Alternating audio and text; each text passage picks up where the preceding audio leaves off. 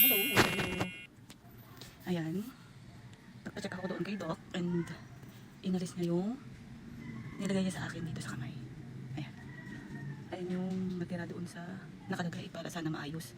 Kaso sa tingin niya daw ay wala nang pag-asa para bumalik pa siya sa dati. Ayan, nakikita nyo?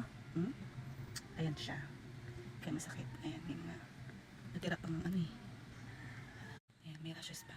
Nasugat pang sakit. Okay. Ito daw ay para mabalik siya sa dati for surgery. Pero hindi pa naman siya yung tumitigas. Yung mga ganun. Kasi ito yung bone. Diba? Ito yung bone natin. Dito, connected siya dito minsan sa kamay natin. Hanggang dito siya, shoulder. So, mangyayari niyan, sasakit talaga siya, mamamaga pagka grabe na yung trabaho niya. Kaya self, hinay-hinay sa pagbubuhat. Kaya yan, hindi na siya kayang ibalik pa sa dati. Hindi na din, tinry na din siyang hilutin ni Doc. Ginanyan. Ayan nga, hinila-hila. Ganyan, Ito, putol na siya. I mean, hindi naman pa siya putol, dislocate na. Ito, yan. Lubog, nakikita niyo ba? Tapos, ginanyan niya. Tinatry niyang ibalik, kaso hindi na talaga. Hindi na nababalik. Kaya, siguro nalamanan na daw yan. Nalamanan, kaya hindi na mabalik. So, ang nangyayari niyan, wala. Magbabandage pa din ako, kasi nga, hindi ko siya pwedeng i-twist. Yan, hindi pwedeng, kasi tinry niya ng tingnan. Hindi pa nga siya 1 month. Kaso pwede na daw yun. Ayan, walang pagbabago, ganun pa din. Tsaka, maga pa din siya. Compare dito sa kabila. Ayan. Pag sumakit daw, pag hindi na to, ito, itong dalawa kong daliri, pagka nasa taas na daw yan, ganyan. Pag hindi na nakagalaw, magpa-opera daw ako kasi ito na lang daw 3 daliri ang magagalaw ko. Ganyan na daw yan. Kasi nga, ito yun. Minsan may mga connected dyan. Talagang maapektuhan. So, yun lang naman yung update. Binigyan niya ako ng painkiller, kaso sabi ko hindi na ako iinom kasi sasakit daw talaga to at mamamaga ulit. Kaya, yun. Kaya, walang magagawa. Bandage ulit. Pero masakit yung, support lang. Yung ginagamit ko na yun, yung sa kamay, yung color blue. Ay ko. Ito, para hindi siya mangalay. Ito yung ginagamit ko. Kasi minsan, iniipit ko siya pag masakit. Ayan diba? Ito, yung pambok dyan. Iniipit ko talaga siya pag masakit. Kaya binili ko to sa kanila. Ganyan. Kasi, hindi siya sumasakit pag naiipit. Kaya lagi ko itong ginagamit. Pagka napapagod yung kamay ko, dyan ko nilalagay. Hindi na din ako mag-ano. Pagka napagod yung dito ko, ayun, gagamit na naman ako ng tawag nun. Basta yung color blue, yung pang ganun. Cast. So, yun lang naman. Pero kahit ganun, magti-tiktok pa din. Okay, bumili kami ng gulay. Sarap ng gulay. Gulay. Okay, nandito. Gulay kami ngayon dahil masarap pag gulay. Ayan. Nasa 200 lang to. 200 pesos. Ayun, ang ganda ng gulay.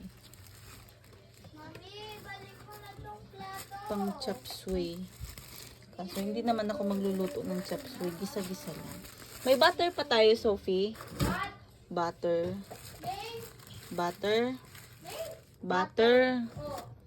Kuha ka ng tissue doon, Yumi. Then, sa sunod ay nakita mabakal ning mantika. Mabakal man pala kitang mantika. Ano lang. Ay, oo. Kasi yun ang gagamitin ta. Butter na lang. Hi everyone! Mag-voice record ako ngayon dahil nasa mood ako mag-voice record. Bago ko po pala makalimutan, mga mi, na sana wag niyo pong i-skip ang aking ads. Yun lang po, konting palambing lang. At dun po sa hindi pa naka-follow, please follow my page po and my YouTube channel. Kanina nga po, yes po kanina, hindi kahapon, kundi ngayon. Kaya inedit ko na po siya para ma-post ko na po mamaya. Parang puro akong po, ang galang ko naman. Magre-review po pala kami ng mga bata ngayon dahil nga po exam week nila ngayon. Hindi na din po ako naghanap ng bagong tutor nila dahil gusto ko po ay makapag-study sila ng sarili nila. Self-study ba? Upang nang sa ganun ay matuto sila ng sarili nila, hindi na sila umaasa sa tutor. Kasi nahalata ko po nung mga nakaraan umuwi yung tutor nila, tapos nawalan sila ng tutor, tapos sila na lang. Ayun, medyo nakita ko, tsaka medyo na-realize ko na mas maganda talaga na walang tutor dahil natututo sila ng sarili nila. Pero hindi ko pa din po maiiwasan ang ma-high blood dahil nga po syempre kahit papaano nagtatanong yung mga bata, syempre sasagutin ko. Tapos minsan, pag hindi nila nakukuha, mali yung sagot nila, syempre ma-high blood yung nanay. Hay nako. Parang mauubusan ako ng hininga sa voice record ngayon. So eto na nga, may kukwento ako sa inyo. Nafe-feel nyo din ba na minsan okay ka tapos maya-maya hindi? Yung parang masaya ka naman tapos maya-maya malungkot ka, bigla ka na lang talagang malulungkot, yung parang maiiyak ganun. Dahil naramdaman ko po yun kanina, yung sobrang lungkot tapos nag-overthink na ako, tapos yung parang maiiyak na about sa future, mga ganun. Ewan ko ba kung bakit naiisip ko yun, bigla na lang talagang sumasagi yan sa isip ko, yung mga ganyan. Tapos habang nafe-feel ko yan, tapos nakita ako ng anak ko na bakit ka mami sad, mga ganyan. Ayun, nakikita niya din pala yung yung nararamdaman ko, parang nafe-feel niya na sad ako or kaya malungkot, paulit-ulit.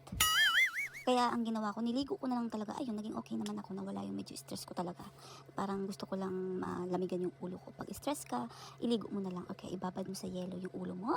Ibabad sa yelo, ano yan, isda. Yan ang kakainin ko. Igigisa niya sa butter para medyo may lasa-lasa naman. Lagyan mo ng Sophia, pepper. Oo.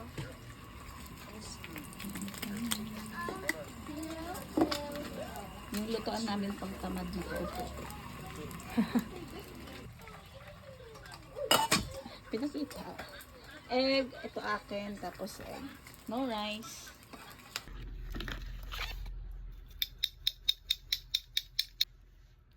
Mamimili din po pala ako ng mabibigyan ko, kaya sana tapusin nyo hanggang sa huli. At sana wag nyo pong i-skip yung ads. So, yun lang naman po. Thank you for watching everyone. Bye!